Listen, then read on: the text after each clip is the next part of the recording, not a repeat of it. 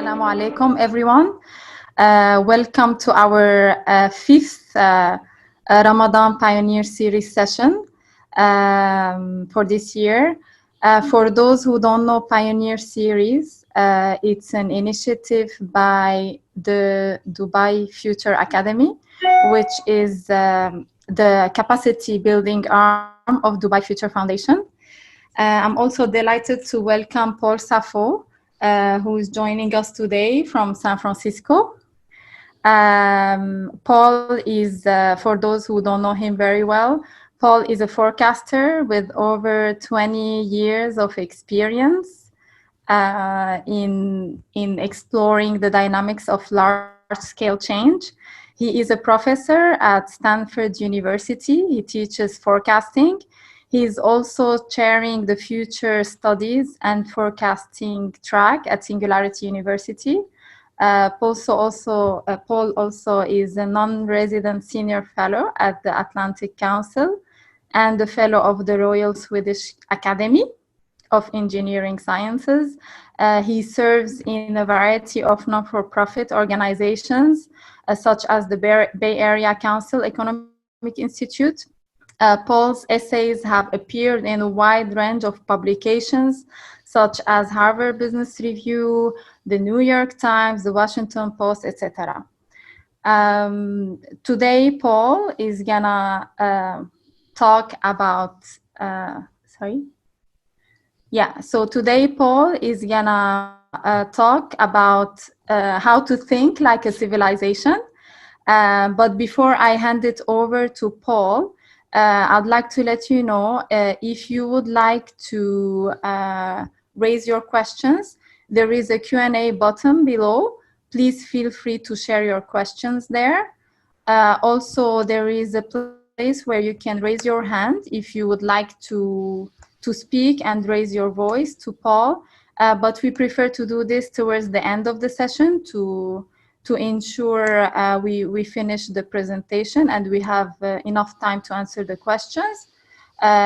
Towards the end, we will be having around 15 minutes to answer all the questions. So don't worry, we will be having good time to answer all your questions. Thank you very much for joining. I'll hand it over to Paul now so he can start the session.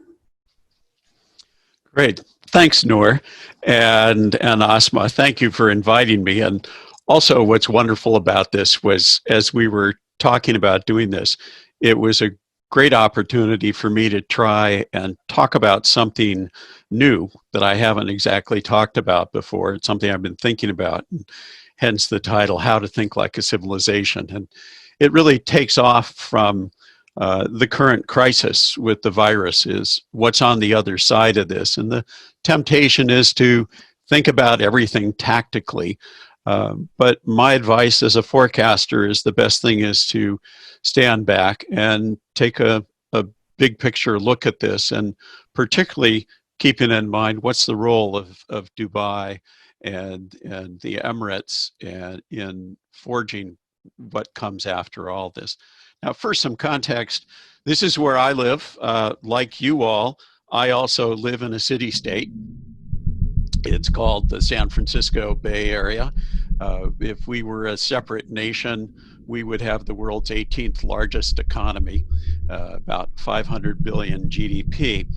And also we have neighbors. So the Bay Area is part of the 5th largest economy in the world, California. And as the slide implies, our governor, Gavin Newsom, has been saying more and more that we in fact are a nation state, much to the annoyance of Washington.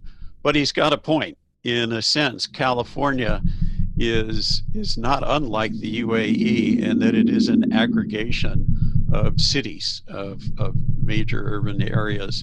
So San Francisco, Bay Area, and the like. So taking that as a background, we're in this moment of waning nation state order. And the big question is, what's the 21st century going to be shaped by? And it's clear that city-states are moving to the fore. It's been clear for some time. But that doesn't tell the whole story. It's not obvious that we're going to have some new global world government or the like. And I'm thinking that's increasingly less and less likely, which means we need to think about what the global order is and how it's organized. And what I think it comes down to is, instead of thinking like a world government or the like, we need to think about, what does a global civilization looks like?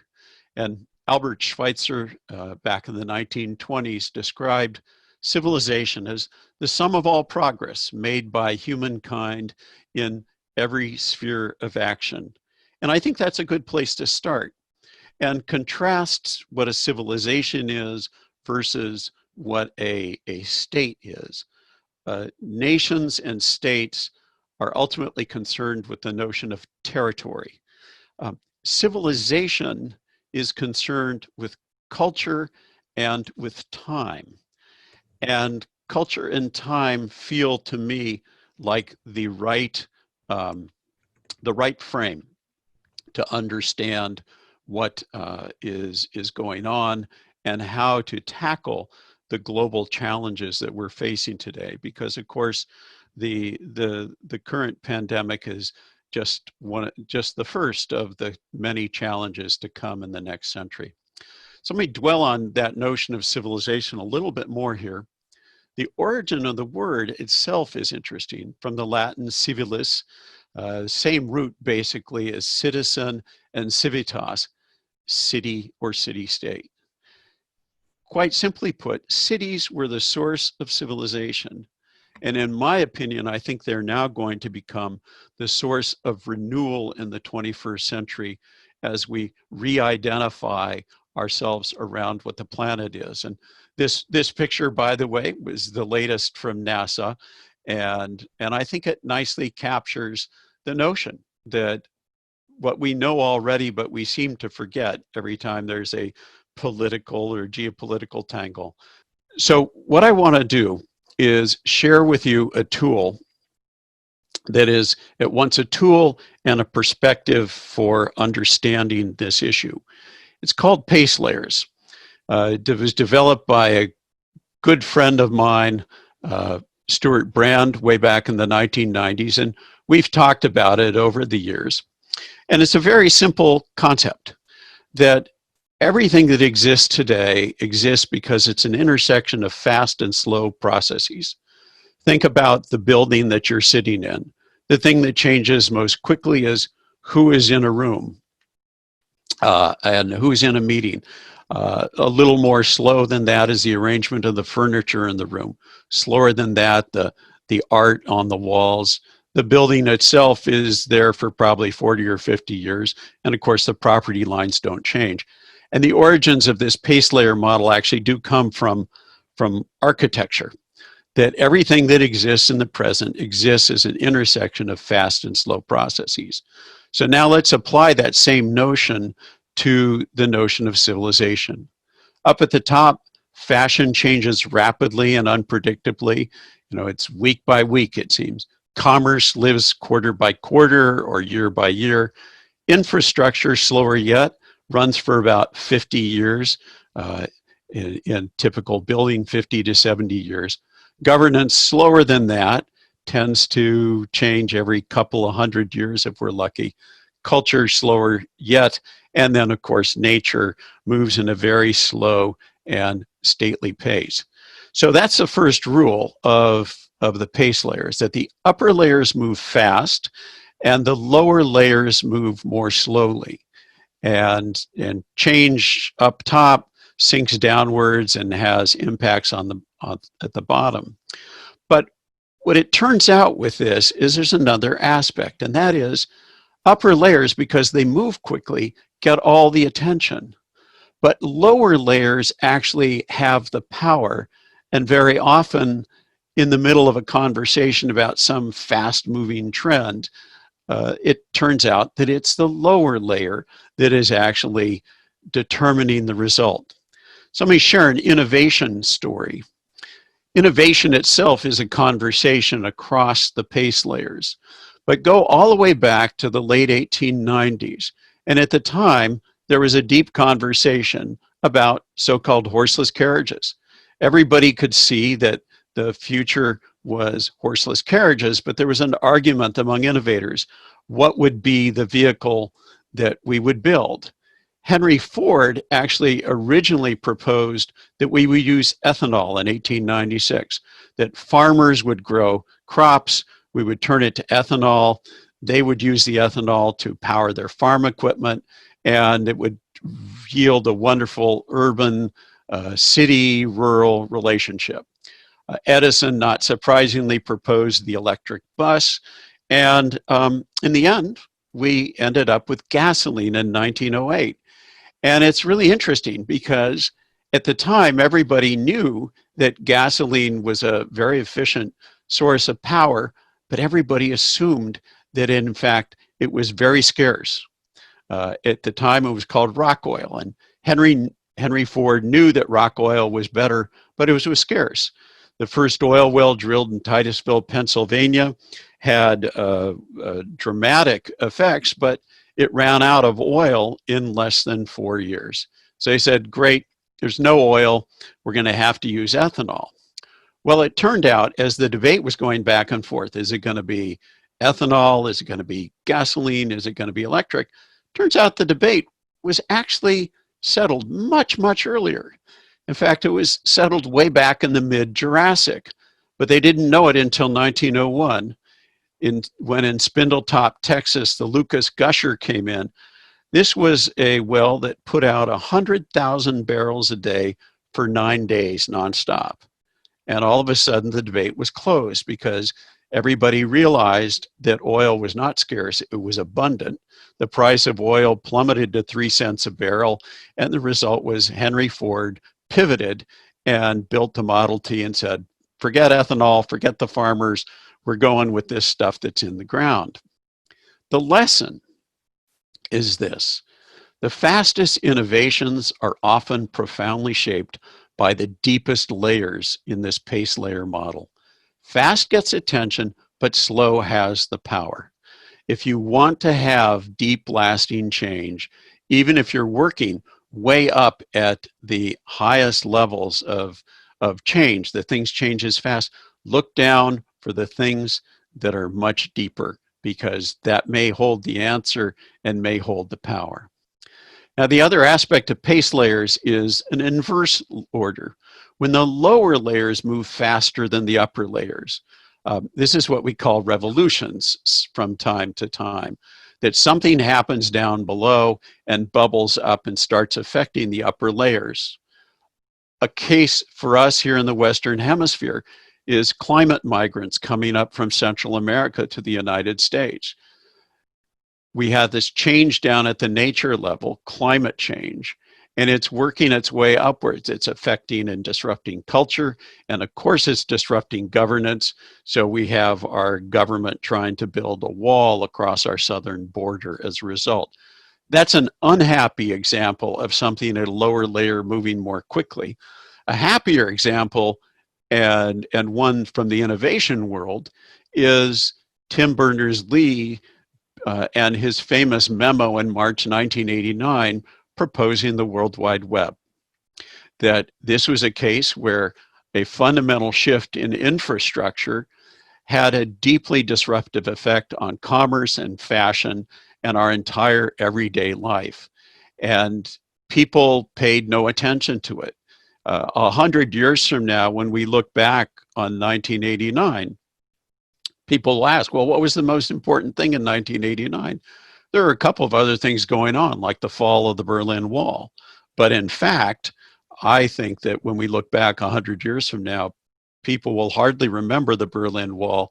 They will look at this and say, this was as fundamental as any media innovation. It may be an overstatement to compare it to Gutenberg's development of movable type, but it is certainly parallel to the invention of modern newspapers in the 1890s. So keep that in mind. Lower layers, an effect moving faster at a lower layer, has a very unpredictable effect upwards. And of course, the most recent example is the coronavirus that is now the primary preoccupation of our leaders and just about everyone on the planet. Now, another aspect of this, successful innovation happens at the boundary between layers. And I don't just mean Silicon Valley style innovation and the like, though I'm about to give an example of that. I mean also innovation in government, innovation in culture, that combining culture and governance leads to new ideas. Culture plus nature leads to new ideas. A metaphor to think about this. Turbulent boundaries between layers are the productive zones. That's where the action is. Think about an ocean. Where's the most productive part of an ocean? It's not out in the middle of the Pacific. That's basically a desert. The most productive part of the ocean is the boundary where water meets land and air. It's the tide pools and the near shore zones. Those are the nurseries of the ocean. This is a picture of Jupiter, courtesy of NASA, and you can see the mid-equatorial bands there, the great red spot, and all those little swirly lines down below. The swirls there, they're known as velocity shear. And that's what happens when you have two fluids, one passing over another at a different rate, and that's what leads to innovations. That turbulence is cultural, political, economic, and technological innovation. Show you an interesting coincidence. Buzz Aldrin walked on the moon in July 1969. That was the same year the first microprocessor was built, the Intel 4004. Except it was not a coincidence. The two were directly related. We had a conflict in turbulence between governance and culture in 1948. It was the beginning of the Cold War. And that led in turn to a competition. And luckily for us, our leaders said, well, let's not fight another war. Let's turn our competition into something symbolic. Sputnik was launched in 1957, and very shortly thereafter, it led to the space race, the Apollo program. And so now you have a constructive conflict at governance and culture leading to an interesting development in infrastructure. And apropos of thinking like a civilization and meeting grand challenges, this is the famous speech by John Kennedy in 1962. We're going to go to the moon in this decade. We are going to accept the challenge. We will not postpone it, and we intend to win the challenge. And the result was Apollo and other innovations. Now, the connection to the microprocessor, Kennedy neglected to tell his engineers that he wanted to go to, whether they could actually take him to the moon or not. And it turned out they couldn't, because they couldn't use vacuum tubes and rockets. And so the result of the Apollo program was vast demand for solid state electronics. This is a picture of the Apollo the program budget in 1965. It was nearly 5% of the US federal budget. And all those moonshot dollars, guess where they went? Well, of course, they went to Silicon Valley. And the result was the Apollo program and the microprocessor chip, and ultimately the ARPANET. If you love the World Wide Web, thank the Apollo program. If you cannot stand the World Wide Web, thank the Apollo program. But just to summarize this point, you are here, that we are in this zone of turbulence, and we need to ride the turbulence, take advantage of it, and turn it to the purpose of deep change, above all, to help us think about how to become a global civilization. Because if we can't figure that out, we might not have much of a future. Now, the dynamics of pace layers are as follows. Fast layers learn, slow layers remember. Fast layers propose, slow layers dispose. Fast layers absorb shocks, slow layers integrate shocks. Fast layers tend to be swirly and unpredictable and discontinuous. Slow layers tend to be continuous. Fast layers innovate, slow layers constrain. You need this dynamic between fast and slow if you're going to successfully innovate, if you're going to successfully move a nation forward, and ultimately if we're going to become a global society. But that fast layer learn, slow layers remember. The way to think about this is in the context of the current crisis, of the virus crisis, that absorb shocks versus integrate shocks. The upper layers are like the fire trucks. They are the responders who come within minutes and try and stop the advance.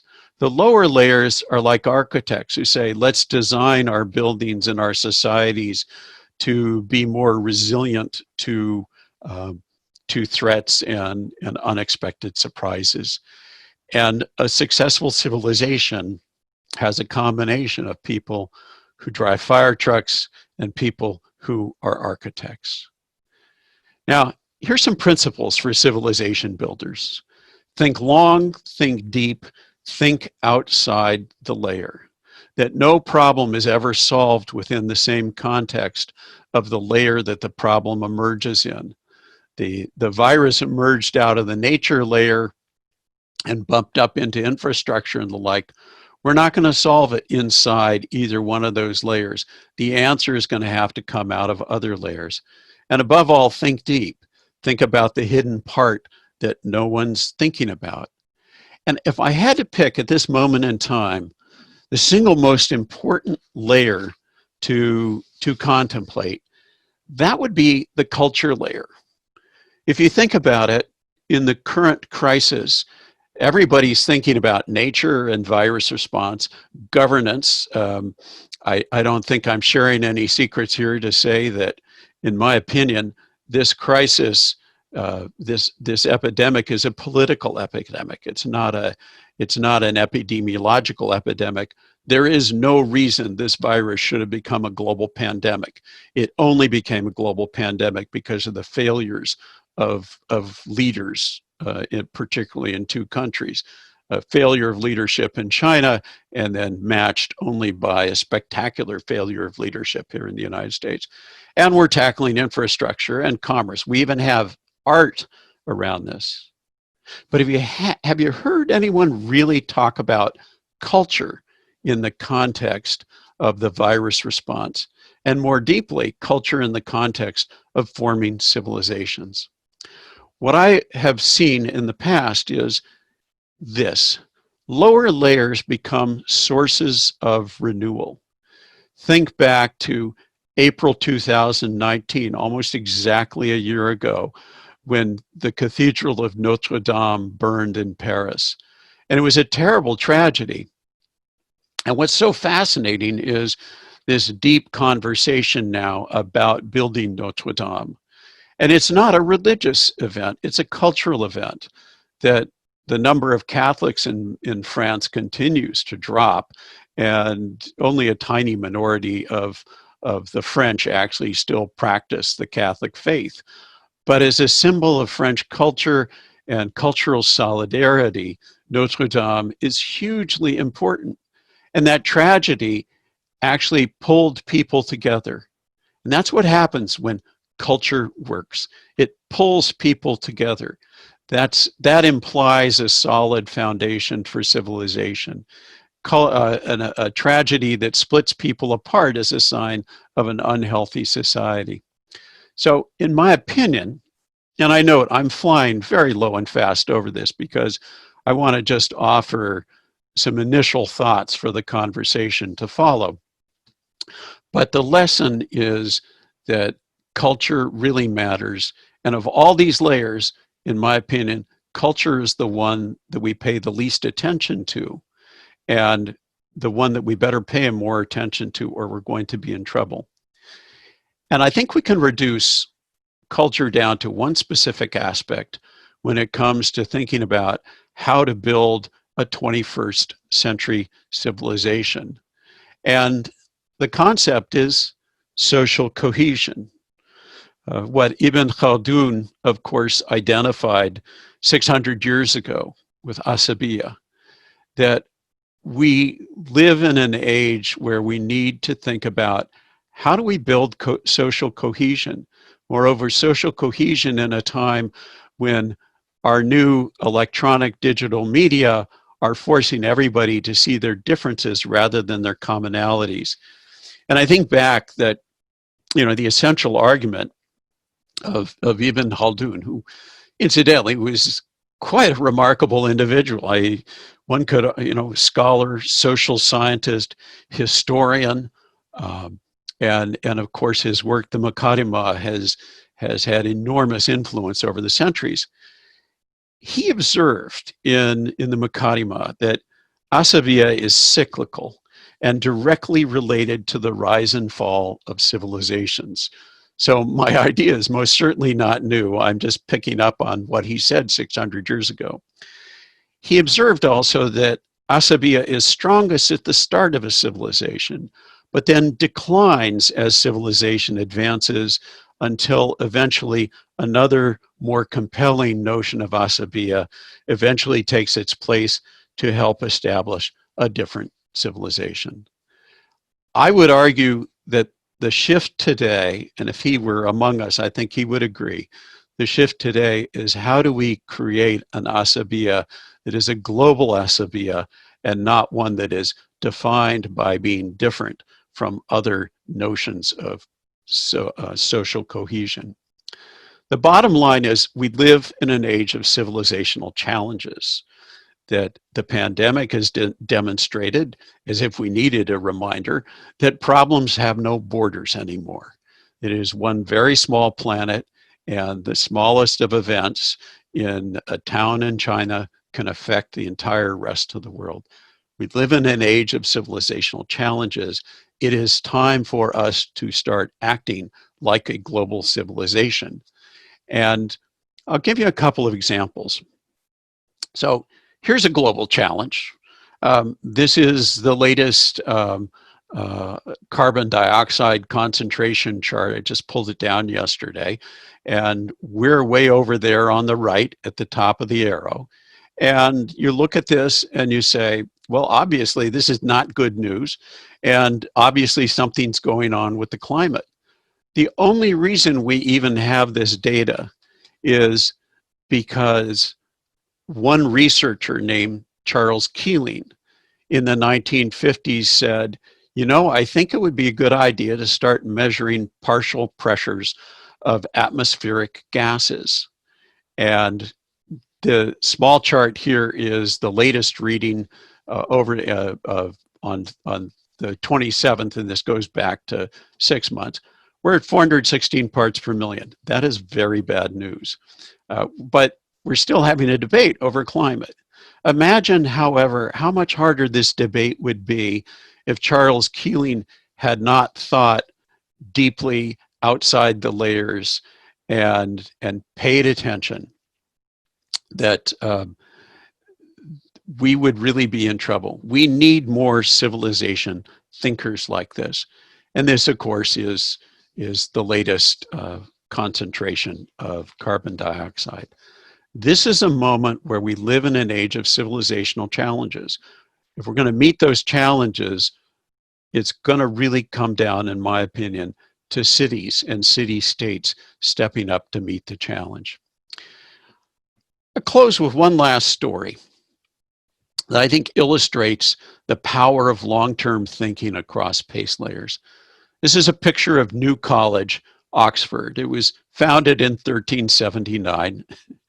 Speaking as a Cambridge graduate, it is so like Oxford to not get around to changing the college's name, even though it's many centuries old. But the picture is of the Great Hall at New College. And this is a story first told by the ecologist Gregory Bateson in the 1960s. Back around 1900, the Dons were sitting at high table at dinner, and they noticed more than the usual amount of dust was sifting down from the ceiling. And so they sent a building inspector up to see what was going on, and he took a look and he came back down and he said, well, those huge beams in the ceiling, these great oak beams, 60 meters long and, a meter across, well, they were dry rot. Then they needed to be replaced. Said, your beams have gone to beetles. That's what oak beams always do. And they looked at themselves and they said, my gosh, how do we ever replace those beams? We haven't seen trees like that in England for 300 years. Not coincidentally, because the oaks had, the building had been built 500 years earlier. And as everybody's thrashing around trying to figure out a solution, a graduate student happens to mention it to the manager of the college lands, who mentions it to the college forester, and he makes an appointment and he comes in to talk to the master of New College, and he said, "Your trees are ready." And the master said, "My trees?" He said, "Well, yes, 500 years ago when they built the Great Hall, your predecessor and my predecessor back then had a conversation. And they said, well, oak's the best material we can use. Wish we had something better. Oak eventually will dry rot. We're going to have to replace those beams. And my predecessor, 500 years ago, planted a forest of oak trees. And the head of forestry back then said to each successor, don't cut down them oaks. They's needed for the Great Hall. And so your oaks are ready. And the lesson I take from this at this moment when we're doing our fast response to the virus and trying to figure out what's next is we need to think about the oak trees. And we need to think about the challenges of the future. As Jonas Salk put it very nicely, he said, our greatest responsibility is to learn how to become good ancestors. And of course, at this moment in time, we're having to solve our fast response problems. But I think a very important task is to take some small percentage of our time, 3%, 5%, it doesn't matter, but say, how do we build a global civilization? How do we think like a global civilization?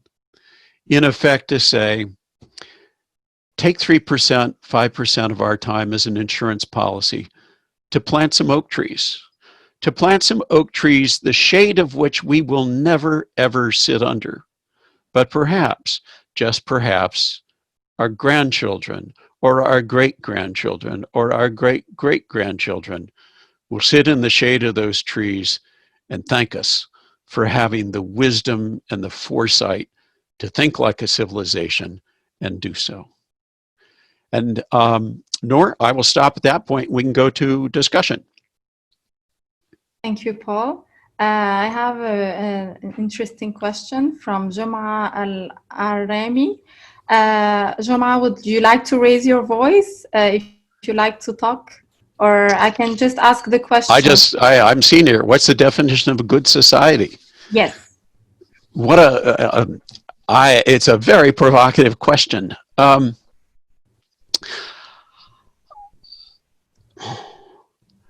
Okay, here's how I'd answer it, Juma, with a story. I think one of the great challenges today is the abundance of everything. That we have talked about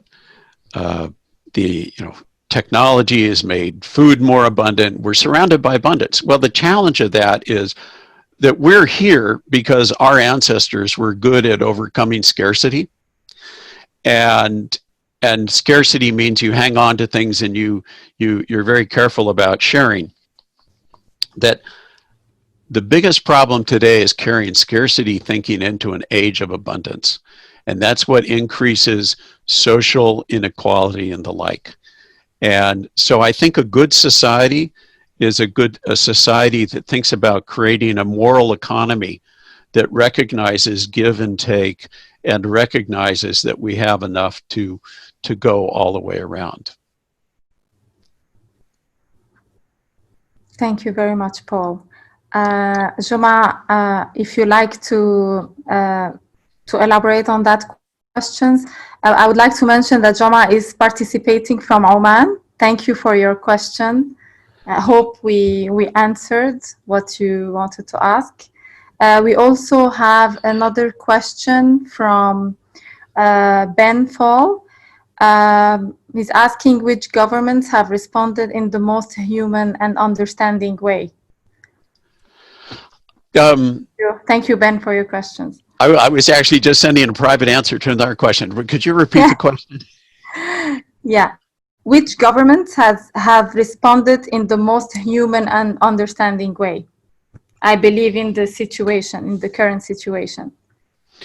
Well, I would actually put the question back to the questioner. Who would they pick? Well, in the meantime, well, think about that. I'd love to hear their thought. I actually think that here's how I'd answer it. First of all, speaking as an American citizen, I am so sorry. I am so sorry. I am so embarrassed by our government and the misery that it is creating for the rest of the world. But I will note that all things being equal, it tends to be the smaller governmental units that have been the most effective. And so the nations with the least number of people, it also doesn't hurt to be an island, but look at how well New Zealand has responded. Look at how well Singapore has responded. High social cohesion. So it's not just the government leaders, it's do the public trust the leaders? And is there cohesion and cooperation, asabiya, between the leaders and the people? And I think the easiest way to see the governments that have done the best job is just look at the charts of which nations, which regions have had the lowest number of cases. And note also that their approaches are all very different. What Sweden is doing is very different from what New Zealand is doing. It's not a one-size-fits-all. It's the intersection of culture, governance, and infrastructure. And the governments that have succeeded are the ones that have high trust with their publics.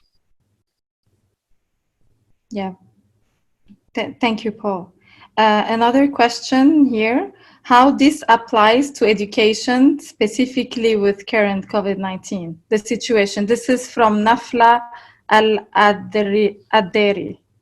Thank you, Nafla, for your question. Oh, education. Oh, what a tricky issue. And by the way, Professor, this is your core. Yeah, well, I actually would say that the Dubai Future Academy is a good example of applying education to the larger purpose. And the most important education these days is the education. I mean, education in secondary school and university is absolutely essential, but it is not sufficient. In a world changing as quickly as it is, education in terms of lifelong learning and the posture of always being open to new things is absolutely critical. Long ago, the historians Will and Ariel Durant observed that civilization is a race between education and catastrophe. And I think that's absolutely true. We have to figure out a way to deliver education more effectively and to create the meta skills for living in this very uncertain world. Universities are an essential part, but they're only a small part. Yeah. Yeah, but they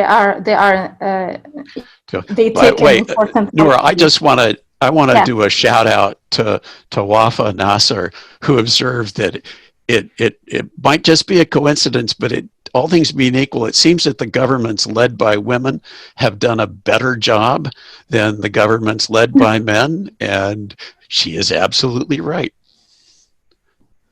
Well, I mean, I cannot talk about women because I'm a woman. It's good to hear it from you. Well, I would just say, speaking as a guy, I think it is absurd that that there are parts of this world that exclude half of humanity from positions of responsibility. Okay, Paul, another interesting question from Hranj Saturian. He's asking how this pandemic will affect global culture and culture of different countries individually. Now, a small example could be Ramadan. Now we are in Ramadan time. It's the best time in the year where all the families gather.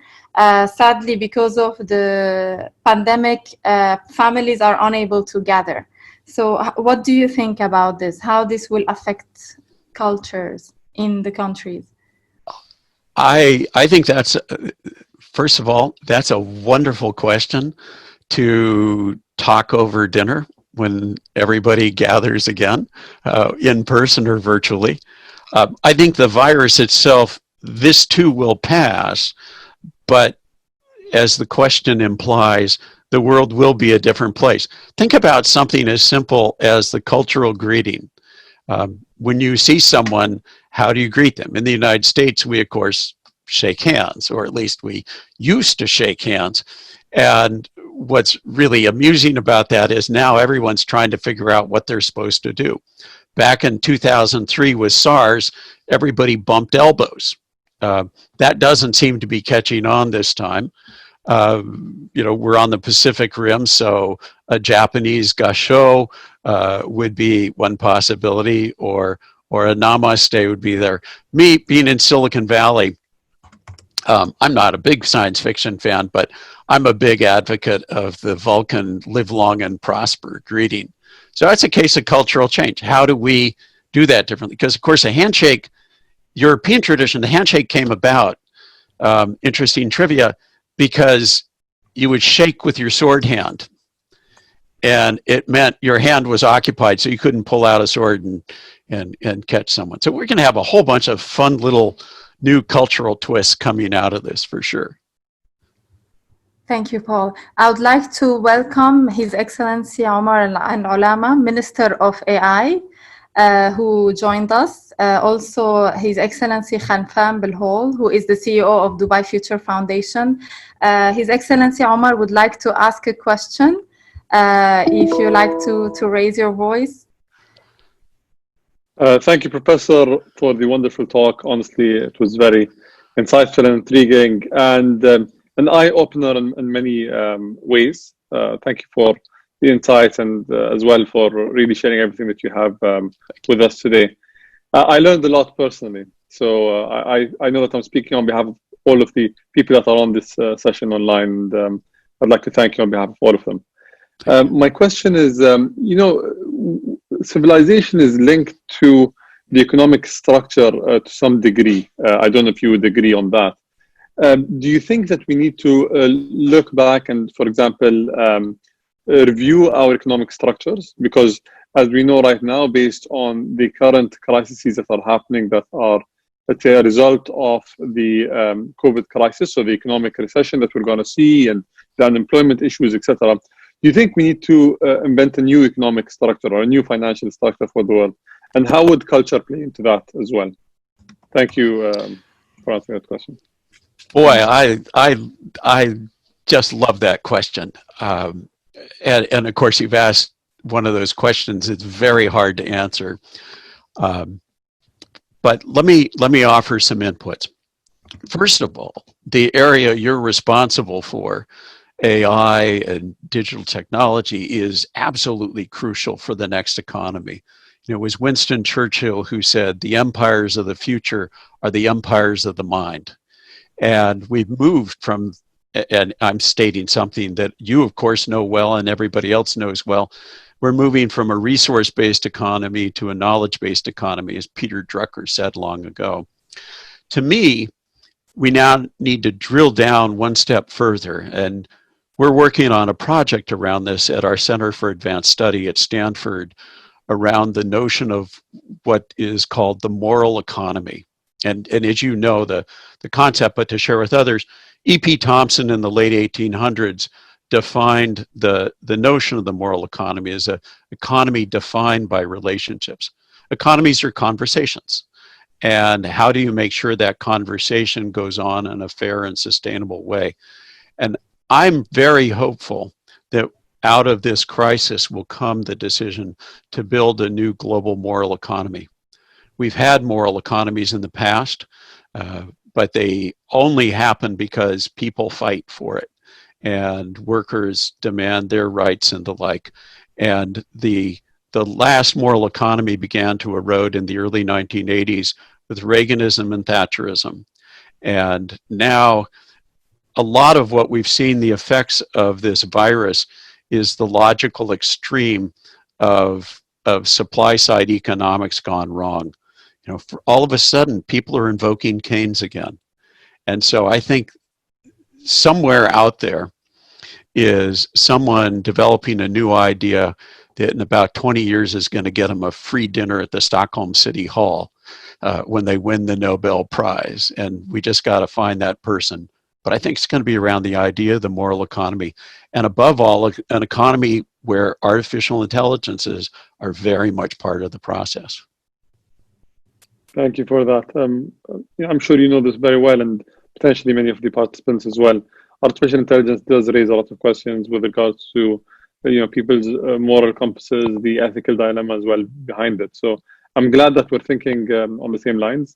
Our guiding star for deploying AI in the UAE is BRAIN. So it's an acronym that we use, building a responsible artificial intelligence nation. And the responsible AI or responsible deployment of AI goes back to your final statement on we need to be good ancestors, right? We don't want to deploy AI today for economic gain today or social gain today. We want to ensure that it has long-term positive impact for future generations and people who live elsewhere that don't just live in the UAE. So thanks a lot for that. And once again, great having you on this session. Great, thank you. And I don't want to keep you from work because I just love what you guys are doing, and keep pushing on the AI front. Thank you, sir. Thank you, Your Excellency. We have also another question from Saif Az-Zarani, asking you, Paul, if you were a leader of a country, what would be your first step to live in a civilized society? And how would you put the process around the world? So in the country we start and then we move to the world. Imagine you are the leader of the US. Yes, no. Or maybe a smaller country. Right. I think I'd start by offering my resignation in the service of the future of the country. It's boy, I got to think about that first half because I do not have a sensible answer that would be something that everybody hasn't thought about already. But I will say this, that we really have to come up with a new leadership structure. The combination between where we concentrate decision-making, when should decision-making be concentrated in a few people, and when should it be applied broadly? And it's almost like a breath. Inhale, exhale. There's a point where you've really got to reach out to everyone, and then there's a point where the decision needs to come down to an individual. And in the United States, it feels like to me we've gotten that exactly backwards, that because of polling and endless surveys, that our leaders are asking the group to make decisions when the leaders should be making them individually, and making individually decisions that should be made by a group. City-states intrinsically do a better job because the populations are smaller and the relationship with the leaders is more intimate. So I guess what I'd say is, if you put me in charge of something, give me a small city-state. Okay, small city-state. Well, up to you. Oh, yeah, what was the second part of the question? Well, and how would you, first we think of the country itself, and then how we turn it to the world. Well, but I think that's the thing that has to change. That the 20th century, where nation states had exclusivity at international law, everything thought first about the nation and then how the nation related with the rest of the world. We're in a world today where the individual citizen's relationship to the entire world is no longer mediated through their state. And that's the great uncertainty. And why I say we got to look at a civilizational approach is we're going to eventually have to come up with a new kind of governance structure for the entire planet that eliminates the absurdities of today. It is absolute madness that we should be having conflicts around the planet. It just doesn't make any sense. And that task of figuring out what a global government is like, that doesn't end up becoming some horrible oppressive thing or concentrating power in the wrong people, that's the work of a civilization to figure out. Thank you. Also, we have a nice question from one of the participants who posted it in advance, Man Al-Salami, who is a student from Oman. Thank you for participating. The question is, what is your opinion about civilization in Arab countries? Here in the Arab world, what do you think about civilization, given your knowledge with the region? Well, my knowledge of the region is very limited. I have spent more time in the UAE than elsewhere. All I would say is that, given the fact that I mentioned Ibn Khaldun, I think and the fact that the Middle East is the birth of the first cities and civilization, that it is a very logical place to look deeply for insights. And of course, we all know the story about Gandhi when he came to London, back to London, the first time after he'd become famous, and a reporter rushed up to him and said, "Sir, what do you think of Western civilization?" And Gandhi paused and looked around, and he said, "Well, I think it'd be a really good idea." So I would say the place to look for lessons about civilization and the like is not in the traditional places, that we should be looking out at other regions, and we should be looking back to history, and the Middle East is a very good place to start. Yeah, since we have a great history to deep dive into. Okay, Yes. thank you. Another question from Ben Fall. How can we use this to move to a more sustainable economy? Like, if we consider this pandemic as an opportunity, how can we use it to move to a more sustainable economy? Yeah, well, I think it's happening, hopefully. The obvious step is to note the things that are different, that there are cities all over the planet where the skies are much clearer and the air is much better to breathe for people's children. And I'm hoping that people remember that and say to their leaders, how do we continue to have that? That said, I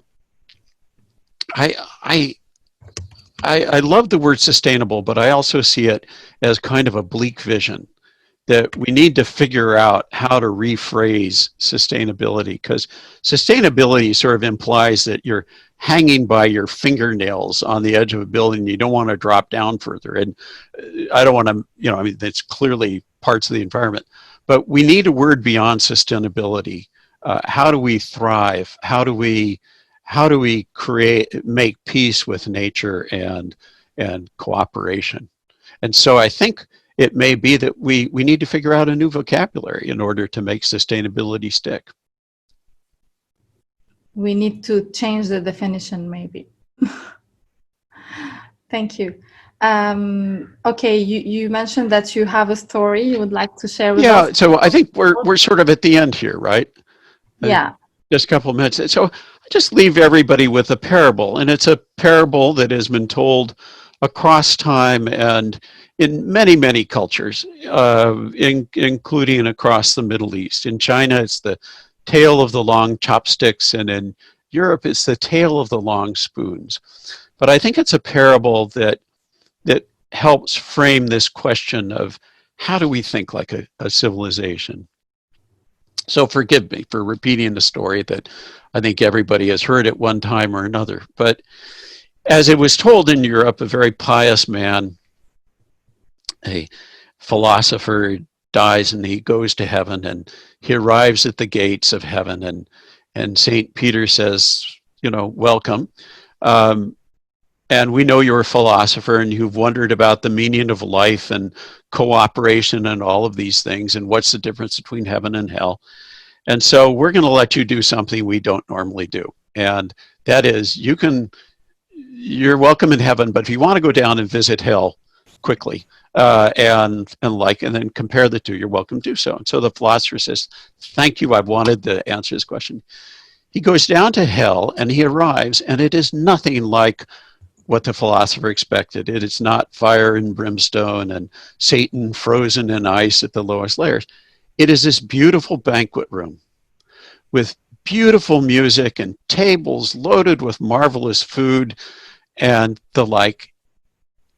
And yet everybody is starving because the forks and the knives are all 2 meters long.